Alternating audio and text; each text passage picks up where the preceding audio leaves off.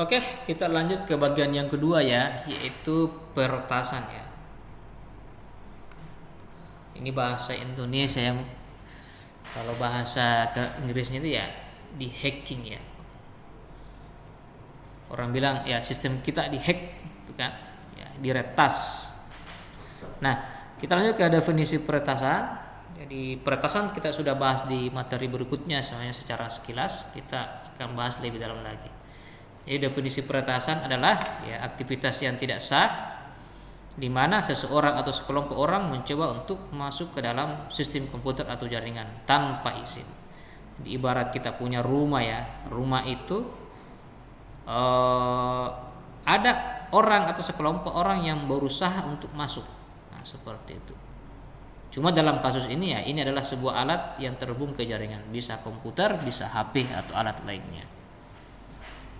Ya, jadi kata pentingnya ada di sini ya. Jadi ada aktivitas tidak sah, kemudian seseorang atau sekelompok orang mencoba untuk masuk ke dalam sistem kita.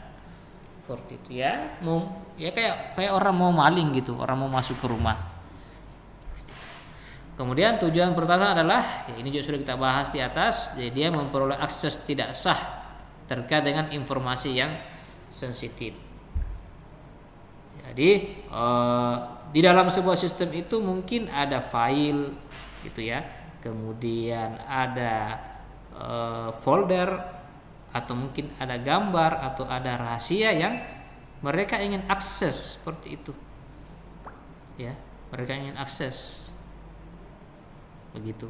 Jadi mereka ingin akses. Ya banyak motifnya. Karena misalnya mereka mau ambil ya mungkin mereka ada kepentingan di situ. Ya. Mungkin ada rahasia di situ.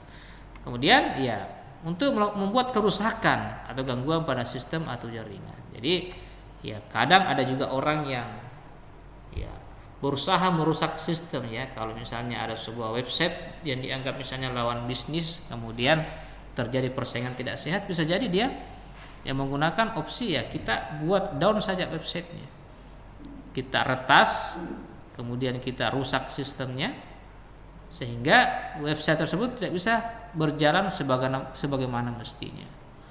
Jadi banyak kasus-kasus seperti ini. Kemudian ya mencuri data pribadi atau keuangan untuk tujuan penipuan. Jadi ya dia ingin mencuri data pribadi seseorang untuk melakukan aktivitas-aktivitas kejahatan yang lainnya, seperti itu. Ya.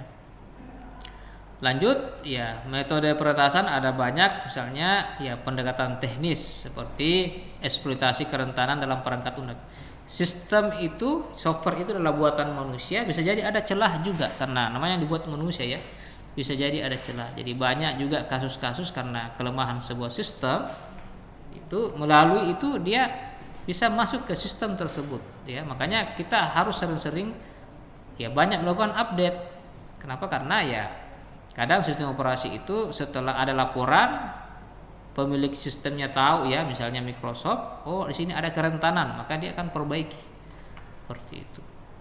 Kemudian ya dalam sosial misalnya ya memanfaatkan kecerobohan atau kelemahan manusia melalui teknik seperti ya tadi phishing ya.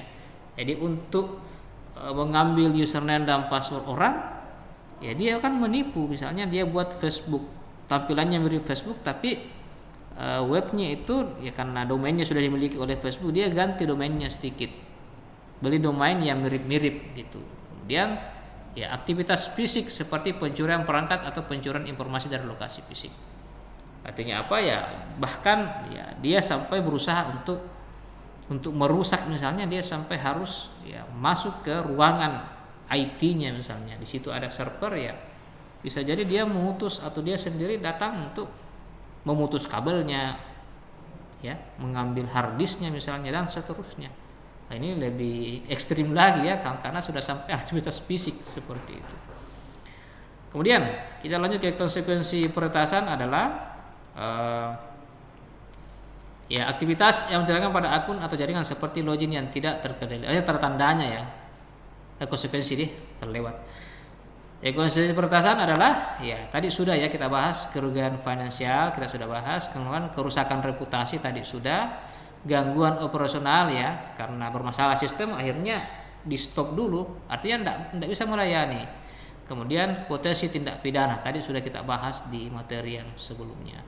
Kemudian tanda-tanda peretasan itu misalnya ya seperti login yang tidak terkendali. Misalnya kita tadi perasaan loginnya jam 10 gitu kan, kok ada yang login jam 9 ya, ada yang login jam 8. Nah, itu juga aktivitas yang mencurigakan. Kalau sudah seperti itu ya ada kemungkinan sistem kita sudah dimasuki seperti itu.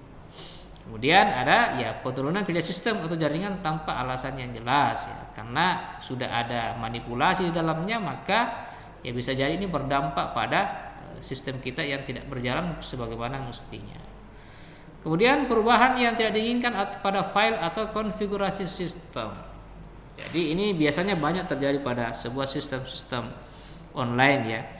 Jadi katakanlah website ya, di konfigurasinya itu banyak yang berubah seperti itu. Yang tadinya port sekian harus tertutup malah terbuka.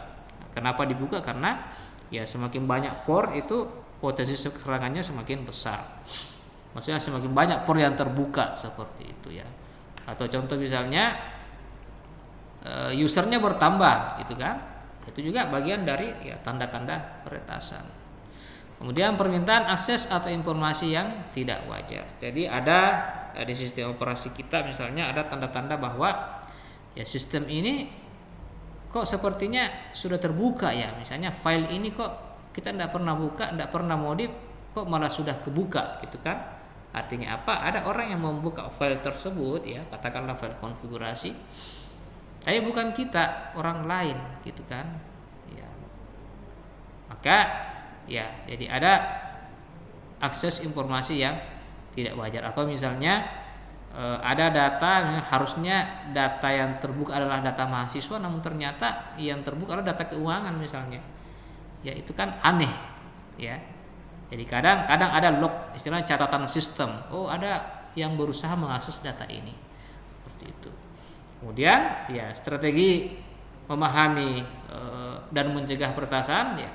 Yang pertama adalah melakukan audit keamanan. Jadi sistem itu kita audit ya. Audit itu artinya kita menganalisa ya, mempelajari apakah ini sesuai dengan SOP yang seharusnya seperti itu.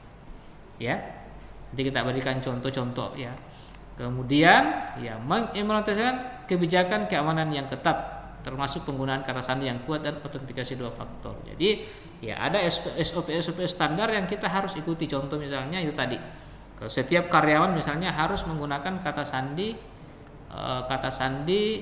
yang lebih kuat dan 2 faktor. Kenapa? Karena ya bisa jadi dibobolnya sebuah sistem yang besar itu dimulai dari karyawannya yang kurang teliti dalam mengamankan data pribadinya. Gitu kan di HP kita walaupun tidak terhubung dengan sistem, tetapi bisa jadi di HP kita tersimpan password untuk masuk ke sistem perusahaan kita misalnya. Kemudian melakukan pelatihan keamanan ya, ini juga harus sering-sering ya.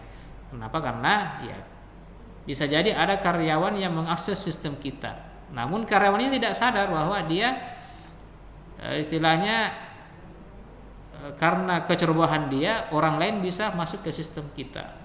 Kemudian menggunakan perangkat lunak keamanan seperti firewall ya, dan antivirus. Kalau antivirus mungkin kita sering menggunakan ya. Kalau firewall ini biasanya orang-orang jaringan yang menggunakan. Jadi sebuah sistem itu ada biasanya ini sistem kita, kemudian ini sistem dari luar internet, biasanya ada pembatas. Ini kayak security atau satpam yang mengatur lalu lintas data ya. Jadi itu adalah firewall seperti itu, firewall. Baik, saya kira seperti itu. Nanti kita lanjut lagi kepada materi yang ketiga ya. Jadi peningkatan bagaimana menghadapi peningkatan ancaman kejahatan dunia maya. Baik, saya kira seperti itu.